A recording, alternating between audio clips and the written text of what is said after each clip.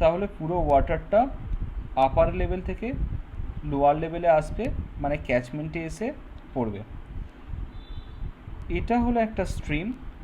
আর পুরো রেনফলটা যখন ক্যাচমেন্টে আসবে, ধীরে ধীরে এটি স্ট্রিমের সাথে মিশবে এবং আউটলেটে একটা ডিসচার্জ দেবে। ধরে যাক চারপাশে যে গ্রাউন্ড লেভেলটা আছে সেটা পেরিনিয়াল কন্ডিশনে আছে। পেরিনিয়াল কন্ডিশনস মানে কি? পেরিনিয়াল কন্ডিশনস মানে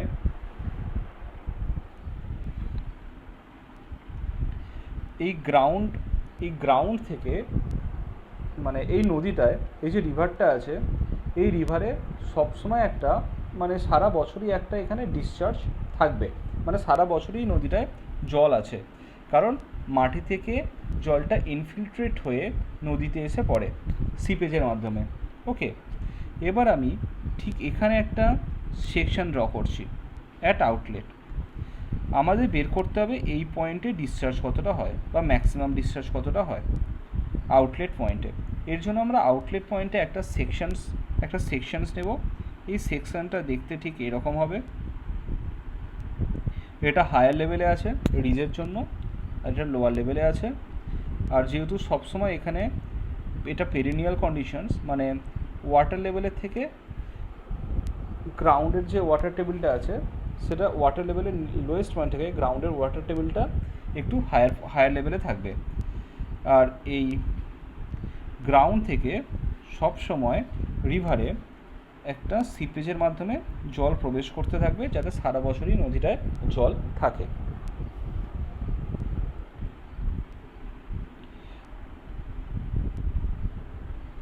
ওকে,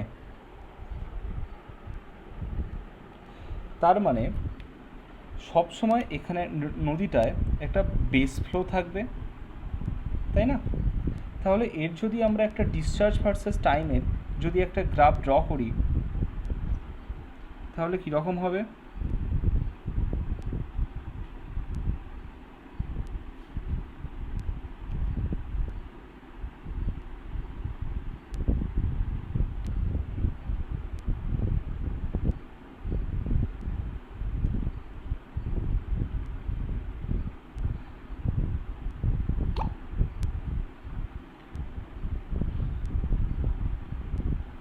এক মিনিট।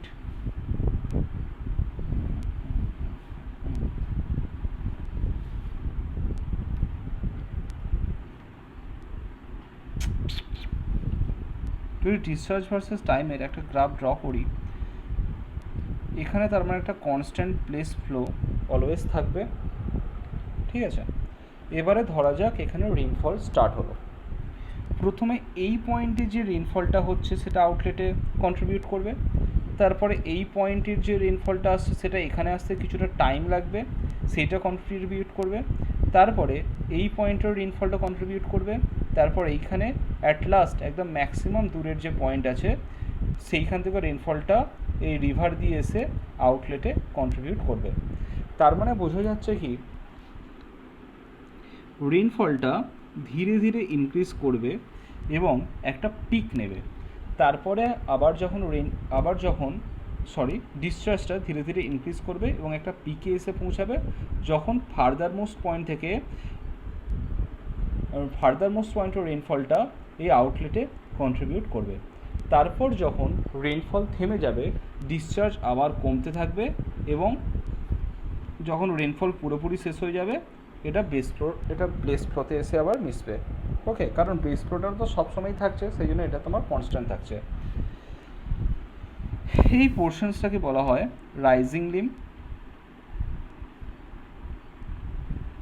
এই পোর্শনসটাকে বলা হয় ফলিং লিম।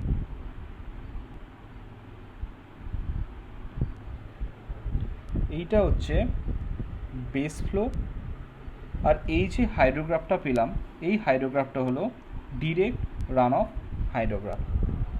ওকে, তাহলে আর এই টোটালটা মিলিয়ে আমরা যে হাইড্রোগ্রাফটা পেলাম সেটা হলো টোটাল হাইড্রোগ্রাফ বা টোটাল রান অফ হাইড্রোগ্রাফ যেটা বলা যায়।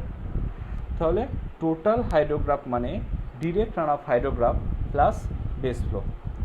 ওকে, তাহলে এইখান থেকে আমাদের বেস ফ্লোয়ের আইডিয়া ক্লিয়ার হয়ে গেল।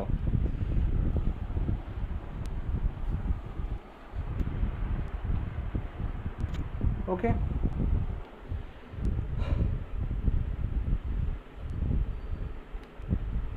এবারে আসা যাক 1 সেন্টিমিটার এক্সেস রেইনফল এই মানেটা কি। এই 1 সেন্টিমিটার এক্সেস রেইনফল বের করতে গেলে আমাদের প্রথমে ERH এর কনসেপ্টে আসতে হবে। এটা বুঝতে গেলে প্রথমে আমাদের ERH এর কনসেপ্টে আসতে হবে। ERH মানে এফেক্টিভ রান অফ হিটোগ্রাফ। ERH মানে ইফেক্টিভ রান অফ হিটোগ্রাফ। এবারে হিটোগ্রাফ মানে কি? হিটোগ্রাফ মানে হলো একটি গ্রাফ যেটা রেনফল ইন্টেন্সিটি ভার্সেস টাইমে ড্র করলে পাওয়া যায়।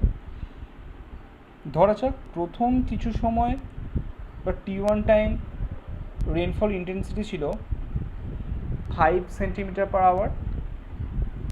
তারপরে কিছু সময় রেনফল ইন্টেন্সিটি ছিল ইউনিফর্ম রেটে, কিন্তু এগুলো অবশ্যই 6 সেন্টিমিটার আওয়ার। তারপরে কিছু সময় আবার রেনফল ইন্টেন্সিটি ছিল 4 সেন্টিমিটার পার আওয়ারে। ওকে, এবারে যখন রেনফল হবে ওয়াটার লেভেল তো ইনক্রিজ করবে। ওয়াটার লেভেল যখন ইনক্রিজ করবে তখনই এখান থেকে কিছুটা ওয়াটার আবার মাটিতে ইনফিল্ট্রেট হবে, তাই না? তার মানে কিছু পরিমাণে লস রেইনফলে হবে, যেটা স্ট্রিমে তার মানে স্ট্রিমে যে রেনফলের জন্য যে ডিসচার্জটা হচ্ছে সেইখান থেকে কিছুটা ডিসচার্জ লস হয়ে যাবে এই ইনফিল্ট্রেশনের জন্য। তাহলে প্রথমত আমাদের জানতে হবে যে ইনফিল্ট্রেশনসটা কীভাবে ক্যালকুলেট করা হয়। এই ইনফিল্ট্রেশন ক্যালকুলেটের কতগুলো প্রসেস আছে, সেগুলো হচ্ছে phi index method, W index method, Horton's curve etcetera, যেগুলো নিয়ে আমরা পরে কোনো ভিডিওতে আলোচনা করব। তাহলে effective runoff hydrograph, effective runoff মানে কি? মানে যে রান অফটা ডিসচার্জে কন্ট্রিবিউট করছে সেটাই হচ্ছে effective runoff. Effective runoff মানে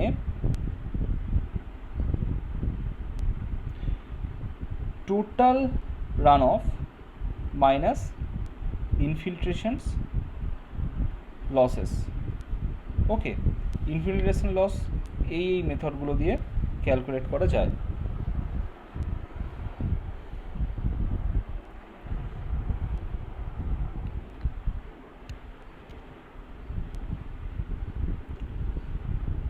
এবারে আমরা আসবো প্রসেস ফ্লো ডায়াগ্রাম।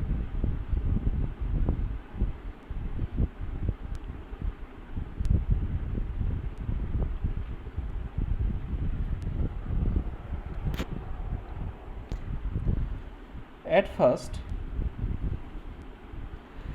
আমরা পেয়েছিলাম কি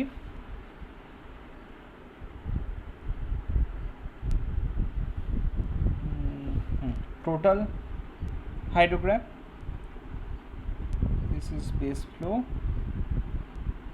this is direct run of hydrograph, and this is our heatograph, rainfall intensity versus time, this is discharge versus time. ওকে, এবারে আমরা এইখান থেকে কি করছি, এইখান থেকে আমরা বেস ফ্লোকে সেপারেট আউট করে দিচ্ছি, আর এইখান থেকে আমরা ইনফিল্ট্রেশন লসেসকে সেপারেট আউট করছি। তাহলে আমরা যে হাইড্রোগ্রাফটা পাবো সেটা কীরকম হবে, something like this.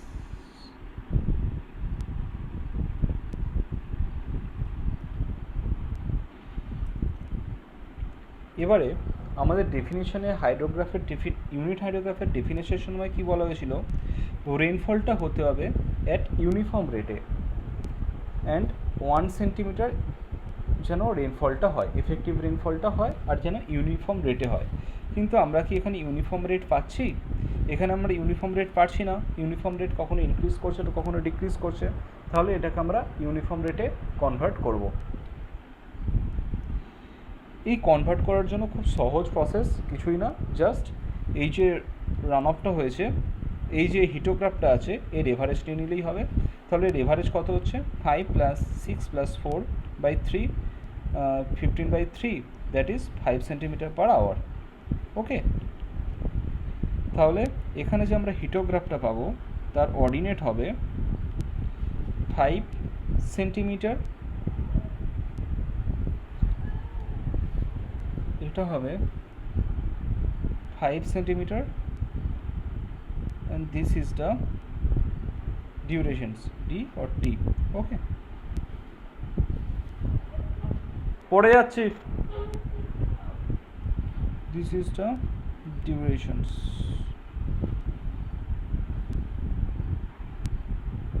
and this is our hydrograph.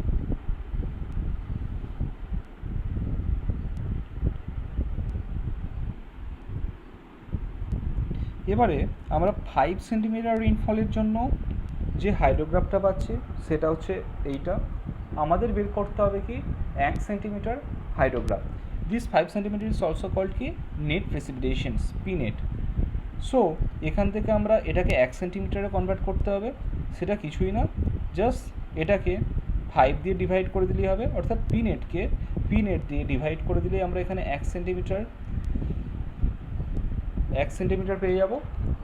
আর এটাকে ডিভাইড করলে এর করেসপন্ডিং আমরা যে হাইড্রোগ্রাফটা পাবো সেটা হবে unit hydrograph. Okay, so this unit hydrograph ordinate is also direct hydrograph ordinate by P net. তাহলে আমরা আরেকবার আসা যাক প্রসেসটায়। সবার প্রথম আমাদের কাছে ছিল টোটাল হাইড্রোগ্রাফ, যেখানে বেস ফ্লো ছিল, ইনফিল্ট্রেশন লস তখনও মাইনাস করা হয়নি। এরকম একটা হিটোগ্রাফ থেকে আমরা যে হাইড্রোগ্রাফটা পাচ্ছিলাম সেটা হচ্ছে টোটাল রান অফ হাইড্রোগ্রাফ। এবার এইখান থেকে আমরা বেস ফ্লোকে সেপারেট আউট করে দিলাম, তাহলে আমরা যে হাইড্রোগ্রাফটা পাবো সেটা হচ্ছে ডিরেক্ট রান অফ হাইড্রোগ্রাফ। এবার ইউনিট হাইড্রোগ্রাফ কনভার্ট করার জন্য আমরা যে হিটোগ্রাফটা ছিল সেটা নন ইউনিফর্ম রেটে হচ্ছিল, সেটাকে একটা ইউনিফর্ম রেটে নিয়ে আসি এবং এখান থেকে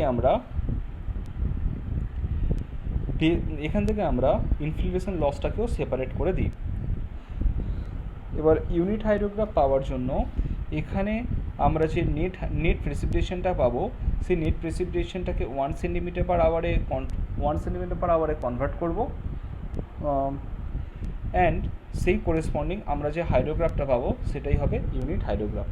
তাহলে ইউনিট হাইড্রোগ্রাফ, তাহলে ফার্স্ট অফ অল কি টোটাল রান অফ হাইড্রোগ্রাফ মানে base flow plus direct runoff hydrograph. Okay, এবার direct runoff hydrograph ordinate equal two